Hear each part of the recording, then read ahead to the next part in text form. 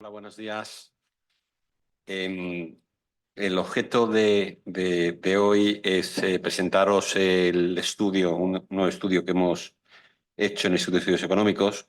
que bajo el título La prórroga para 2024 de los presupuestos generales del Estado trata digamos, de dar una visión de esta prórroga tanto desde un punto de vista jurídico también como desde un punto de vista económico, ¿no? Para ello, el Instituto ha colaborado con Miguel Ángel Martínez Lago, que vendrá en unos minutos, que es catedrático de Derecho Financiero y Tributario de la Universidad Complutense de Madrid, y con Santiago Lago Peñas, que es catedrático del Departamento de Economía Aplicada de la Universidad de Vigo, que son los dos coautores de este informe en colaboración con el Instituto, ¿no? Básicamente, y aunque luego Santiago va a comentar más en detalle el informe y podrá responder a vuestras preguntas, mi idea es daros un barniz de cuáles son las 6 principales conclusiones de este informe. En primer lugar, la primera conclusión del informe es bueno, que el Gobierno ha renunciado a ejercer la iniciativa presupuestaria por motivos políticos, dada la dificultad para poder alcanzar acuerdos necesarios en un Parlamento fragmentado y a la próxima celebración de distintos comicios autonómicos que condicionarían dichos acuerdos, ¿no? Lo cual no quita que el Gobierno no pueda tomar decisiones a través del Parlamento que tienen implicaciones presupuestarias, como de hecho está haciendo, ¿no? La segunda conclusión es que esta prórroga de los presupuestos del año 2023 es atípica desde el punto de vista en que se establece con una composición de las cámaras y conformación de mayorías distintas a las cuales se aprobaron los presupuestos originales, ¿no? Y esto, pues, claramente constituye una disfunción más allá de las consideraciones técnicas y jurídicas. Es decir, que no es lo mismo una prórroga de un presupuesto el primer año de legislatura, que es una prórroga de un presupuesto aprobado por unas cámaras distintas, que una prórroga de un presupuesto pues en el tercer año de una legislatura, que es una prórroga de un presupuesto que se ha aprobado por una mayoría existente en esas cámaras, ¿no? La tercera conclusión ya va más en línea digamos, del impacto económico, ¿no? Por así decirlo, ¿no? Es decir, que más allá digamos, de que se produzca una prórroga presupuestaria en un contexto donde se acaban de aprobar unas nuevas normas fiscales y donde el déficit público de España está por encima del 3% y con una deuda pública pues muy por encima del 100%, pues se echa de menos el tener un plan a medio plazo que permita poner tanto el déficit como la deuda en una situación de sostenibilidad, ¿no? Y que se cumpla además con las nuevas reglas fiscales por parte de la Unión Europea, ¿no? El informe concluye bueno, según las estimaciones de las diversas instituciones, AIRE, Banco de España, FMI, etcétera, que la prórroga presupuestaria no supondrá mayores obstáculos a la consecución de un déficit cercano al 3% en el 2024. De hecho, nuestra estimación de déficit en el instituto es que será alrededor de un 3,3%, pero sí se echa de menos el tener, como decía, esta visión a medio plazo de cómo se van a poner cómo se van a cumplir las normas fiscales de Europa y cómo se va a mantener un déficit público y una deuda pública en una senda sostenible en el medio y largo plazo, ¿no? Esas reglas fiscales de las que hemos hablado establecen que el gasto primario neto de medidas de ingresos va a ser la clave de control del cumplimiento de las nuevas reglas fiscales europeas y que debería tener una variación del 2,6% anual en el medio plazo para España, ¿no? Para que España cumpliese con este marco fiscal europeo, ¿no? De acuerdo con la IREF y nuestros propios cálculos, este gasto neto de ingresos para el conjunto de administraciones públicas va a crecer ya en el 2024 un 4% y a una tasa anual promedio entre el 24 y el 28 del 3,8. Es decir, este aumento del gasto neto de ingresos está claramente muy por encima, tanto en el medio plazo como para este año, del 2,6% que establecen las nuevas reglas fiscales europeas, ¿no? Eh, eh, y entonces, bueno, pues digamos que en estos presupuestos deberían de reflejar, digamos, este reto que tiene España, ¿no? Según esas estimaciones, la variación anual de los ingresos para el año 2024 va a ser alrededor del 6,2% en línea con el aumento del PIB nominal, mientras que los gastos existe una cierta incertidumbre sobre su evolución final y, bueno, pues se va a producir un aumento del gasto de una manera sustancial. No sé cuál es la previsión, un 4%, ¿no? Y básicamente hay tres partidas presupuestarias que muestran un aumento del gasto respecto al PIB importante. Uno es el aumento de las pensiones, que es un aumento del 0,7% del PIB, el aumento de los salarios de los funcionarios, que es el 0,5%, y luego también un aumento importante de la carga de intereses, ¿no? Que son las tres partidas presupuestarias que mayor presión van a tener desde el punto de vista de los gastos. Y básicamente, pues bueno, estas son las principales conclusiones del informe, ¿no? Entonces yo diría, en primer lugar, pues bueno, se trata del primer presupuesto de una legislatura y que, por tanto, el hecho de que se prorrogue supone una anomalía, en tanto en cuanto se prorroga un presupuesto por una composición de cámaras distintas a la actual. Y en segundo lugar, pues bueno, se echa de menos, como decía, el tener una estrategia a medio plazo que permita cumplir con las reglas europeas y tener el déficit público y la deuda en una senda sostenible, ¿no? Y donde existe además, como decía, de acuerdo a nuestras estimaciones y las del IREF, un aumento de los gastos netos de ingresos, que es la variable clave para el cumplimiento de las normas europeas, muy por encima de lo que del ese 2,6% que establece Europa. Y sin más, con este resumen, es todo tuyo, Miguel Ángel. Eh, Encantado.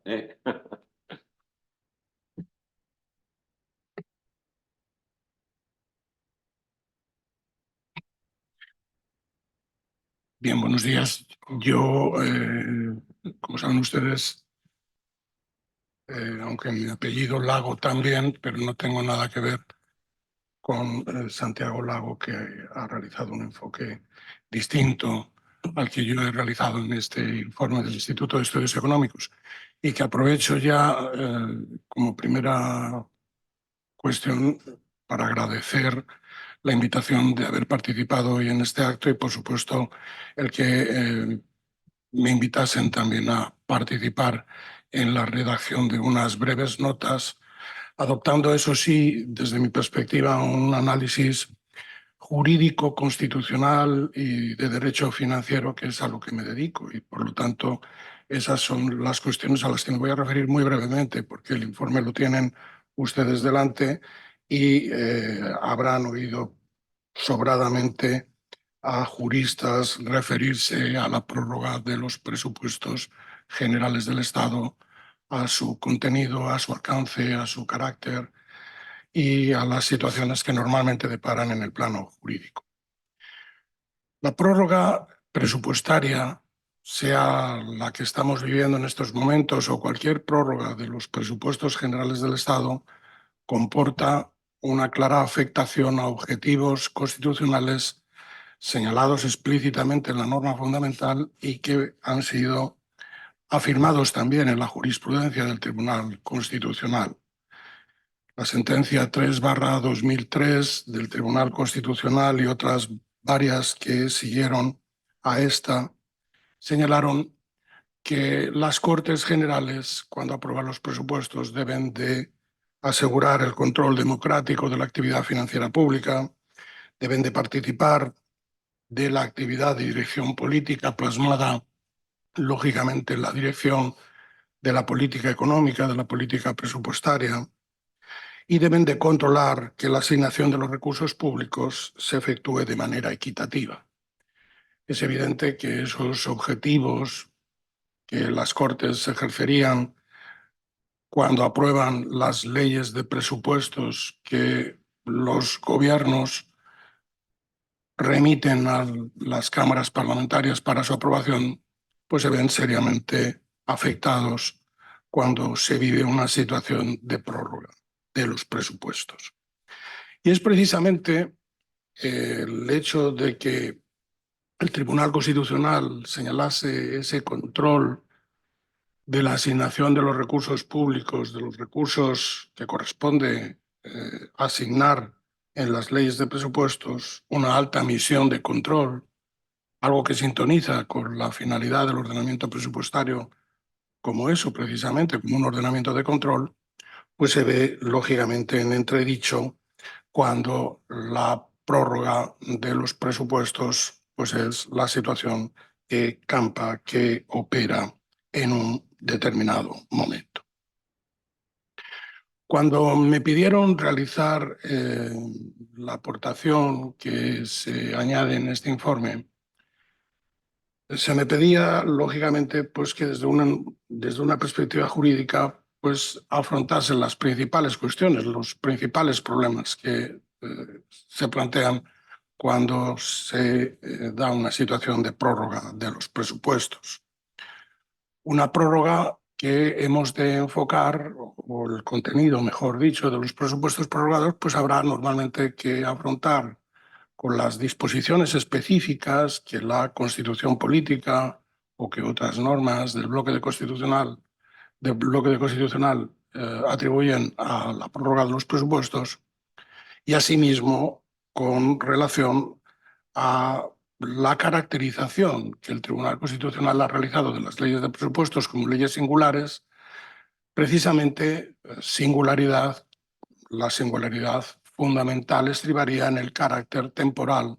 de las leyes de presupuestos y en el hecho, en definitiva, de que estemos ante leyes que periódicamente sucesivamente han de resultar aprobadas para cada ejercicio presupuestario por los parlamentos.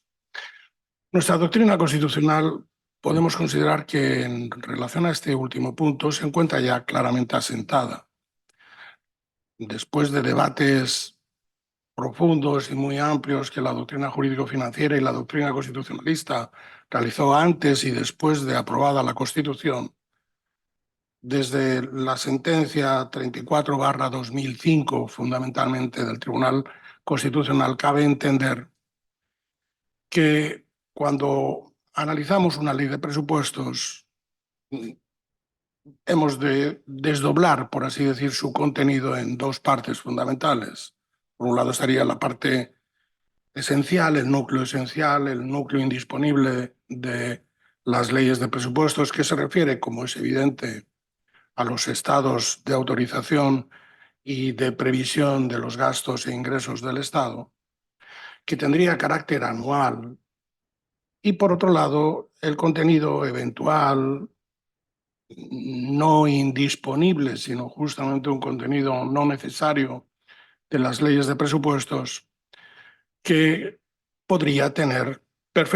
tendría, a juicio del Tribunal Constitucional, el carácter de ser una parte de vigencia indefinida, salvo que evidentemente los preceptos de la ley de presupuestos en cada caso fijasen una solución distinta. Esa consideración efectuada por el Tribunal Constitucional y trasladada normalmente a las leyes de presupuestos generales del Estado, que efectúan su propia interpretación sobre lo que tiene carácter anual y lo que tiene vigencia indefinida, pues ha de referirse también al análisis de los elementos de la Ley de Presupuestos Generales del Estado para 2023 que se encuentran vigentes y que podrán observar en el último epígrafe de esa parte del informe. Por lo que se refiere a la prórroga en sí, evidentemente no podemos prescindir de lo que dispone el artículo 134.4 de la Constitución y de lo que en el plano de la legislación ordinaria prevé nuestra Ley General Presupuestaria, preferentemente el artículo 38 de la Ley General Presupuestaria. La prórroga es un remedio a la falta de aprobación de los presupuestos,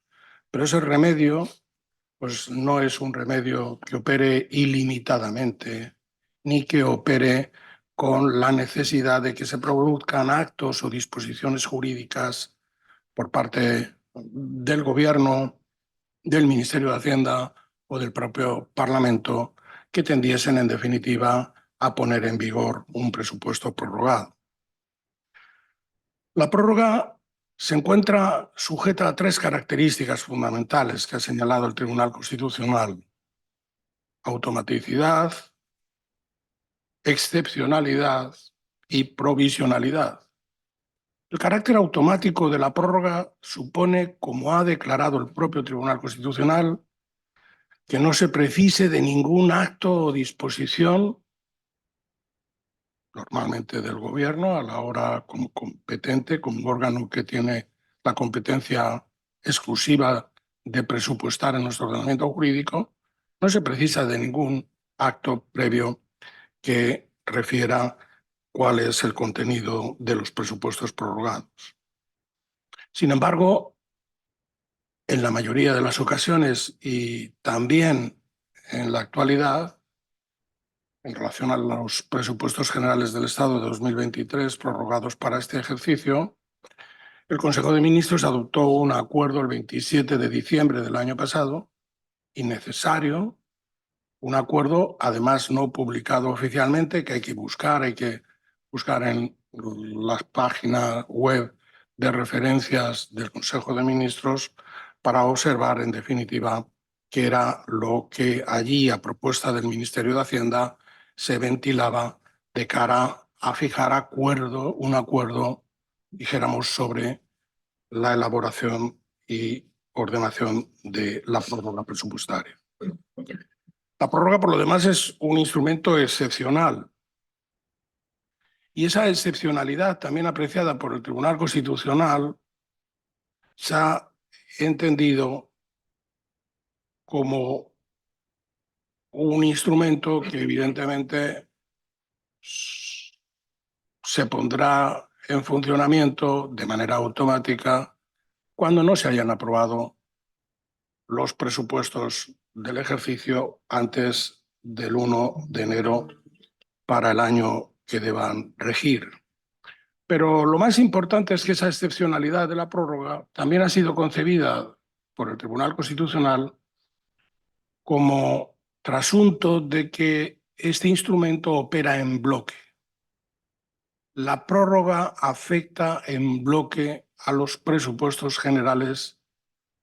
lógicamente, del año anterior. Y eso determina,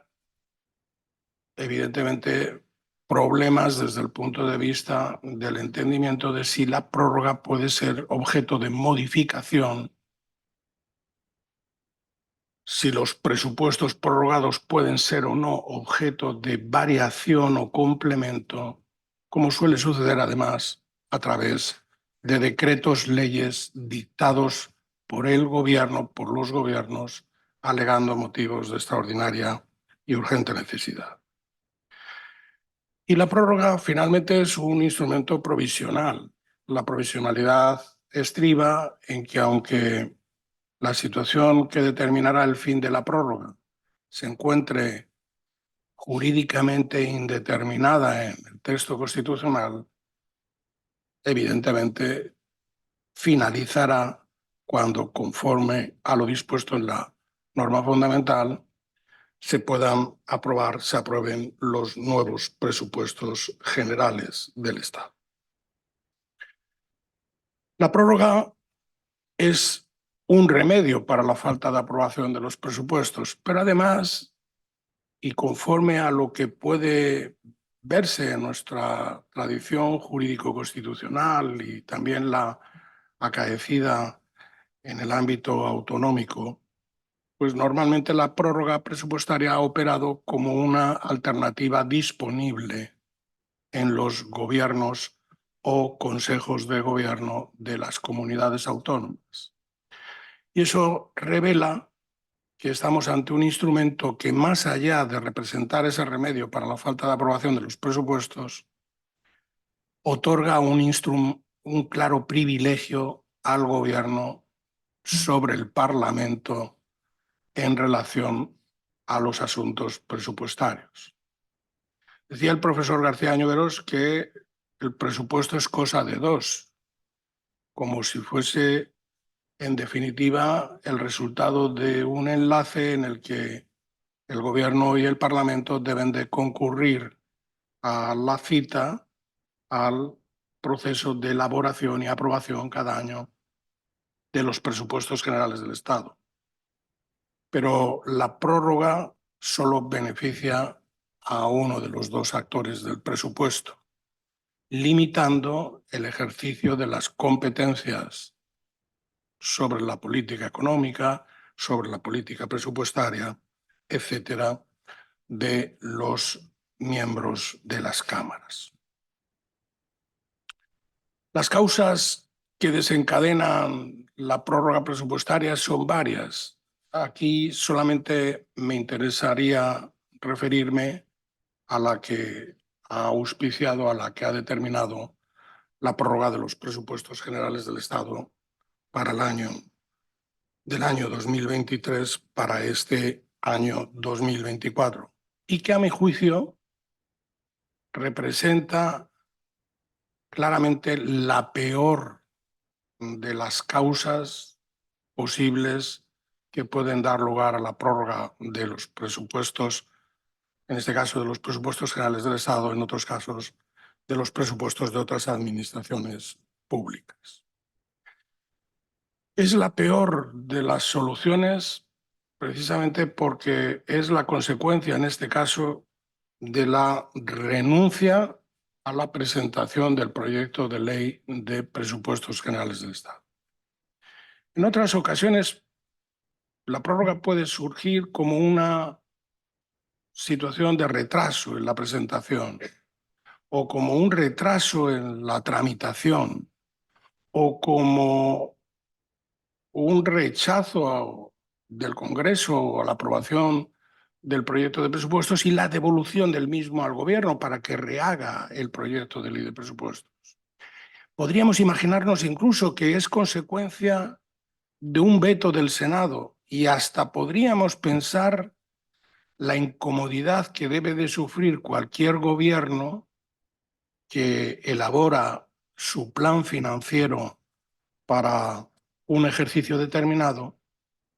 y que a la primera de cambio el Parlamento le modifica ese plan financiero. Y por lo tanto,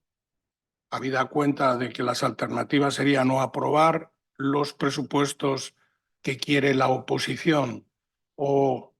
retirar de la tramitación parlamentaria los presupuestos que el propio gobierno presentó a las cámaras, prefiere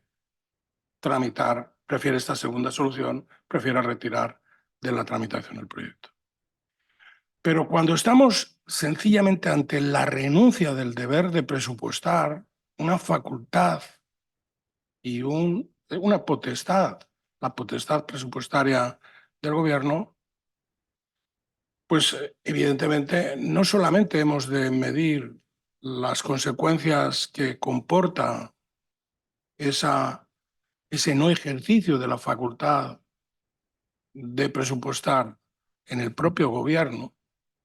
sino que lo hemos de observar sobre todo desde la perspectiva de lo que ello comportaría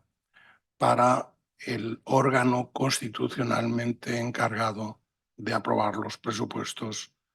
que son nuestras cámaras parlamentarias. Esa conversión de la prórroga como alternativa disponible de los gobiernos, que rompe claramente con su finalidad, incluso con la caracterización fundamental en el pasado de ser un remedio a la falta de aprobación de los presupuestos, es la situación que a mi juicio estamos viviendo en la actualidad como consecuencia de la falta de ejercicio de esa facultad por el gobierno de la nación. Solo una cuestión más. Me permitirán que de las muchas cuestiones que se han tratado en el informe, hay algunas que representan un nexo común entre la perspectiva económica y la jurídica. Íñigo estaba haciendo alusión cuando intervenía hace unos minutos precisamente a la situación de prórroga presupuestaria y a la eventual afectación a nuestra solvencia presupuestaria y financiera como país en relación al cumplimiento precisamente de las reglas fiscales que ya no se encuentran suspendidas. Esa es una cuestión que en mi informe es menor, en la parte del informe es menor desde la perspectiva jurídica, porque pueden decirse pocas cosas, evidentemente, que afecten a la macroeconomía desde una perspectiva asentada en normas y en la consideración de la problemática que esas normas comportan.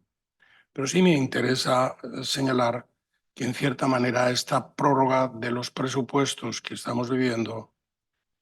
era la consecuencia a la que indefectiblemente estaba abocado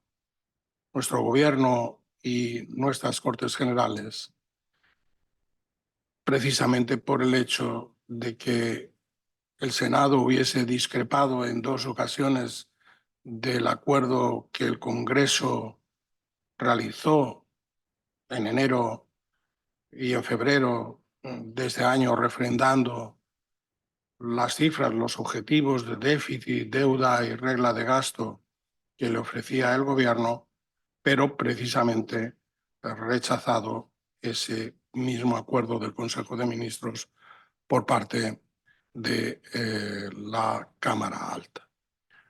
Bueno, no sé qué pensarán ustedes, pero a mí, a pesar de que sean cuestiones que desde el punto de vista de su estructura, procedimiento y relevancia son cosas bien distintas, la aprobación y refrendo parlamentario de las reglas fiscales y la aprobación de los presupuestos generales del Estado, una precedió a la otra y era evidente que se podía aventurar que, entrado en el ejercicio en el que nos encontramos, al Gobierno de la Nación le fuese útil encontrar pronto una excusa, un argumento para evitar la votación del presupuesto en las cámaras parlamentarias. Nada más, simplemente agradecer de nuevo a Gregorio y a Íñigo su amable invitación para que hablara en este acto. Estoy a su entera disposición, si así lo juzgan los organizadores del mismo, y vuelvo a darles las gracias por el haberme invitado a participar en el acto y en este informe del Instituto de Estudios Económicos. Miguel Ángel, no sé si tenemos alguna pregunta.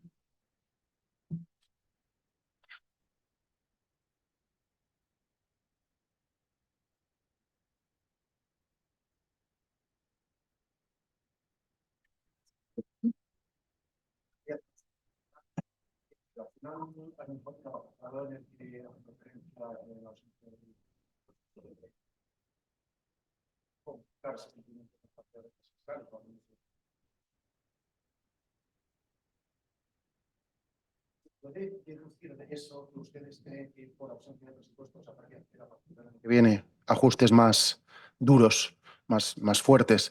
para poder cumplir con esas exigencias europeas que vuelven a entrar en vigor?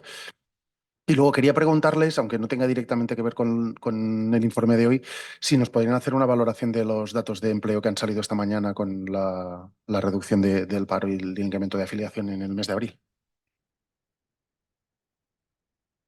En el propio informe comentamos que digamos que las nuevas reglas fiscales europeas, la variable clave que se va, digamos, a analizar es el gasto corriente neto de ingresos, ¿no? Y que el cálculo para España es que tiene que tener aproximadamente un aumento del 2,6% para el cumplimiento de estas reglas fiscales, ¿no? El crecimiento de este gasto neto de ingresos es del 4% para este año, por tanto es bastante superior, y el que es para el año próximo pues está en alrededor del 3,8 para el año próximo y en promedio para los 3 años próximos. Es decir, que tenemos entre el 3,8 y el 2,6, pues hay un diferencial importante que va a haber que corregir, ¿no? Y nosotros siempre hemos dicho desde el Instituto que la fórmula de reconducir, digamos, este exceso de gasto neto tiene que ser a través de la búsqueda de fórmulas que permitan quitar reglas en la administración y busca de modelos de eficiencia, ¿no? Básicamente, ¿no? Respecto de los datos, no sé, Gregorio, ¿quieres comentar algo de los datos de empleo? Bueno, los datos del empleo han sido datos positivos que reflejan el compromiso de las empresas españolas con el mantenimiento del empleo y que sin duda se han visto favorecidos por la coincidencia de la Semana Santa con con este mes que ha podido favorecer la actividad de aquellos componentes más vinculados al turismo y a la hostelería. Pero son datos positivos que confirman el compromiso de las empresas con la creación de empleo en España.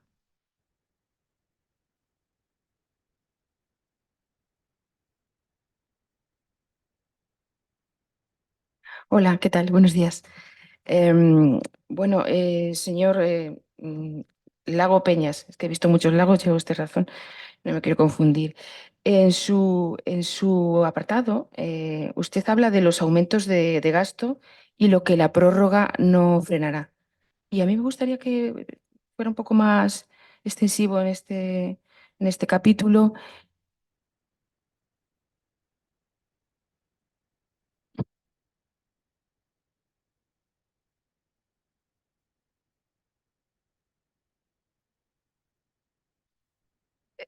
Entonces la culpa es mía, porque he visto en la introducción que aparecía su nombre. Bueno, ¿puedo reformular la pregunta? Vale. Usted ha hablado del gasto público, que estamos hablando del gasto que puede aumentar y que no está controlado porque no hay presupuestos. Y hoy acabamos de conocer una nueva noticia que dice la ministra de Trabajo que va a crear un nuevo subsidio específico, en este caso, para las mujeres víctimas de violencia de género. Bueno, todas estas cosas en conjunto, ¿qué suponen estos aumentos de gasto sobrevenidos en un presupuesto que no existe y que no sabemos no sabemos lo que va a pasar el año que viene? Gracias.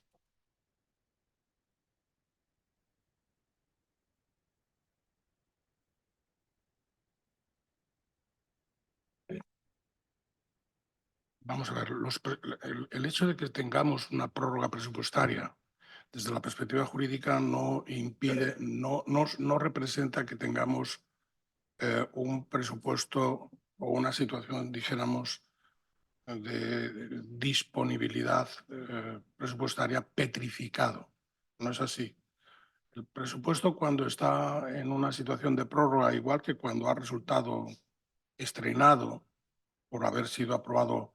por las Cortes Generales, puede ser objeto de variación, de modificación. Yo les decía antes que hay una interpretación que se impuso en el Tribunal Constitucional en 2003, por la que una situación de prórroga presupuestaria difícil de concebir, como fue la que se produjo en el País Vasco en relación a unos ejercicios difíciles desde el punto de vista económico presupuestario y que llevó a una prórroga larga de los presupuestos del País Vasco, pues el Tribunal Constitucional entendió que había una situación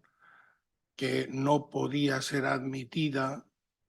desde el punto de vista de lo que se había producido, una norma que afectaba al régimen presupuestario prorrogado y que provocaba una dualidad, dijéramos, de las cifras sobre las que en definitiva se asentaba la realidad económico-financiera del País Vasco en los años 2000, 2001, 2002, y que ante esa dualidad de la prórroga, pues lo mejor debía de ser entender, y es lo que entendió, que de la prórroga hay que salir cuanto antes por su carácter excepcional y provisional.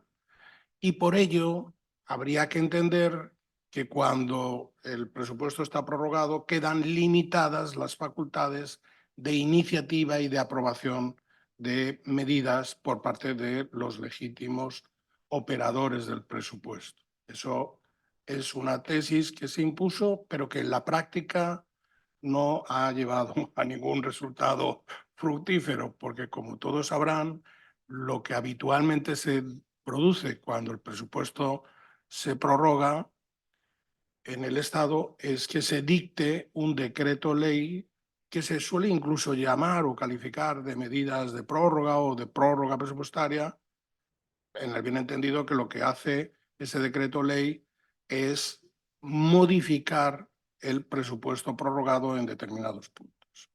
Si eso suele ser coincidente con los momentos inaugurales de la situación de prórroga presupuestaria, ¿qué no va a pasar después? Pues puede pasar cualquier cosa porque el propio Tribunal Constitucional,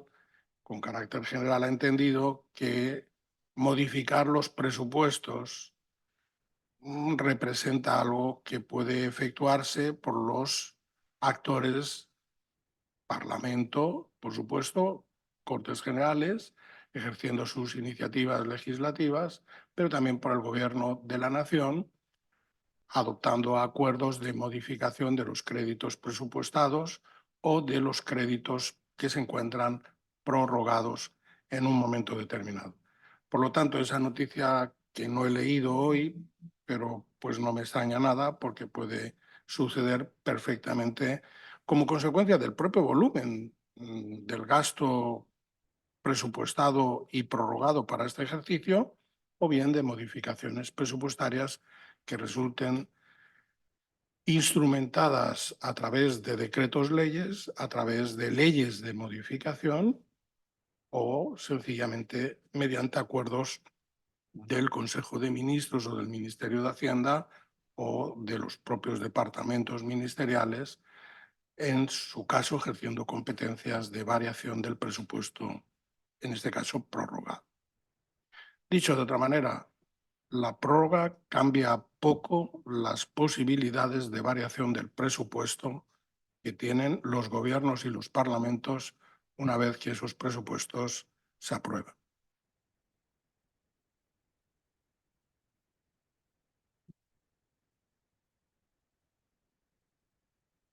Daniel Viaña quería preguntar. Daniel, Hola, muy buenas, ¿me escuchas? buenas. Muy buenas. Yo quería consultarles la opinión que tienen en el Instituto sobre las consecuencias que podría tener o que ha tenido estos 5 días que estuvo el presidente Sánchez,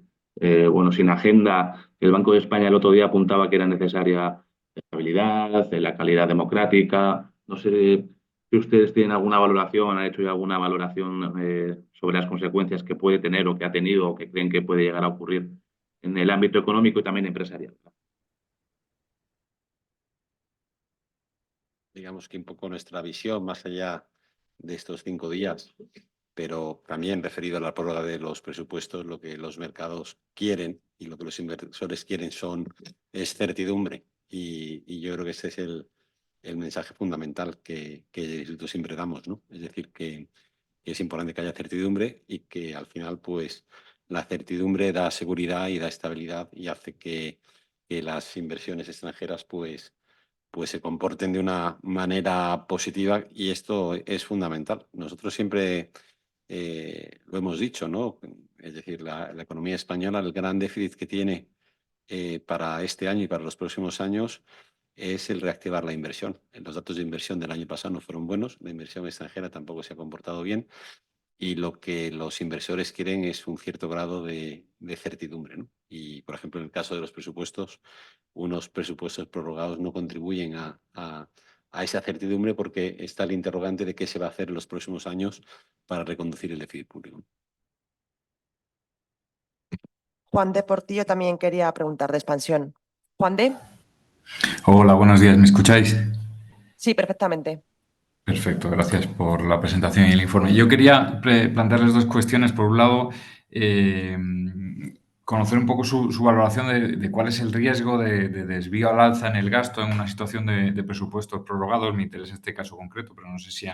lo han analizado en ocasiones anteriores, si al final es mayor la posibilidad de desvío al alza en el gasto en un año con presupuesto nuevo o en un ejercicio en el que se prorroga y se va tirando de aprobación de créditos adicionales. Y luego, por otro lado, quería preguntarle si, teniendo en cuenta que el plan inicial del Gobierno era promover un presupuesto específico para 2024 con un techo de gasto más elevado del que teníamos en 2023 y de que finalmente disponemos al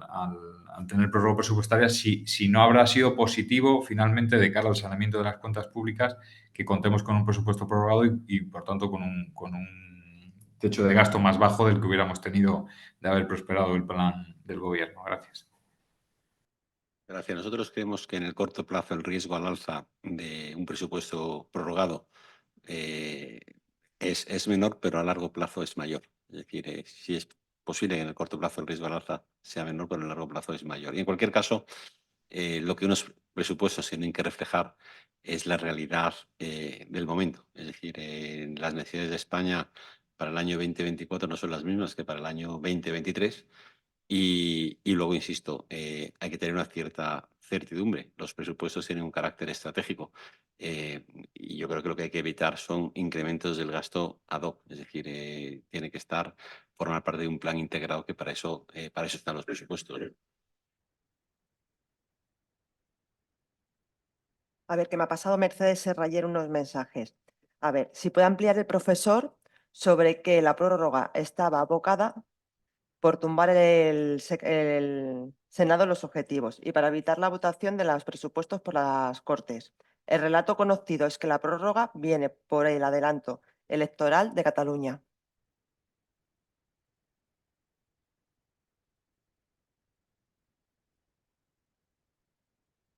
Sí, yo creo que desde luego cualquier observador imparcial entenderá que, dijéramos, se ha dado una situación casi de carambola, ¿no? Una fuerza política de influencia local o autonómica, pero que puede sumar o restar en influencia a uno de los socios del gobierno de coalición, pues con su rechazo al presupuesto catalán para este ejercicio e incurriendo, por lo tanto, en prórroga el presupuesto de Cataluña para 2024, pues ha sido al menos el aspecto al que, vamos a decir, el presidente del gobierno de nuestro país pues se ha acogido con mayor claridad, porque es solo un día después de producirse ese rechazo presupuestario y la convocatoria adelantada de elecciones en Cataluña, pues señaló el presidente del gobierno que se dejaban los trabajos para la aprobación de los presupuestos de 2024 y que se reanudarían las actividades, por así decir, dentro de unos meses cuando se inicien los trabajos de cara al presupuesto de 2025. Es verdad, esa es una cuestión obvia y si además nos fijáramos en el comportamiento de esa fuerza política regional en el ámbito local de Barcelona, pues podríamos pensar que, bueno, la consecuencia del rechazo del presupuesto local de esa ciudad probablemente habría determinado también consecuencias que hubiese apreciado nuestro gobierno de la nación más tarde. Yo lo que ponía de manifiesto en todo caso era una situación de ligazón que suele darse entre reglas fiscales, entre objetivos de déficit y de deuda y los presupuestos aprobados o prorrogados por una sencilla razón, porque la Ley Orgánica de Estabilidad Presupuestaria y Sostenibilidad Financiera establece en su artículo 15, apartado 7, que una vez que se fijan por el procedimiento del apartado anterior de ese artículo los objetivos de déficit y de deuda, vincularán a las administraciones públicas, estatal, autonómicas y locales en la elaboración de sus respectivos presupuestos. Lógicamente podemos entender que como no hay reglas fiscales aprobadas, refrendadas parlamentariamente, no se produce esa situación de vinculación en relación a las cifras que lógicamente nuestra administración pública dispone en relación a los presupuestos generales del Estado que se encuentran prorrogados, sencillamente porque primero falta esa vinculación, los objetivos de déficit y deuda se refieren a la elaboración no a la gestión de unos presupuestos y, en segundo lugar, porque no estamos en el horizonte de elaborar unos nuevos presupuestos, sino de gestionar la prórroga de los presupuestos del ejercicio anterior. Bueno, ante esa situación era la que me parecía que merecía también ser destacada, porque podríamos pensar que para llegar a este resultado al que hemos llegado después de la falta de aprobación de los presupuestos de Cataluña y de la falta de presentación de los presupuestos generales del Estado a las Cortes Generales, pues podría haber sido la solución que hubiese hecho explícita el Gobierno de la Nación en el momento en el que adoptó el acuerdo, ese acuerdo del Consejo de Ministros de 27 de diciembre, fecha en la que además dictó el decreto ley motivado por las medidas de la crisis de Ucrania y de Oriente Próximo, y que lógicamente hemos de entender como una norma que modifica el presupuesto prorrogado. Podría en ese mismo momento el Gobierno de la Nación haber declarado que no iba a ensayar, no iba a realizar ensayos presupuestarios que no estuviesen suficientemente, dijéramos, aceptados por los integrantes de nuestras cámaras parlamentarias. Sí, Juan de Portillo, que me comenta que no hemos respondido a la segunda cuestión, que es sobre si la prórroga presupuestaria facilita más el saneamiento de las cuentas públicas que un nuevo proyecto que iba ligado a un incremento del techo del gasto, según los planes originales del Gobierno.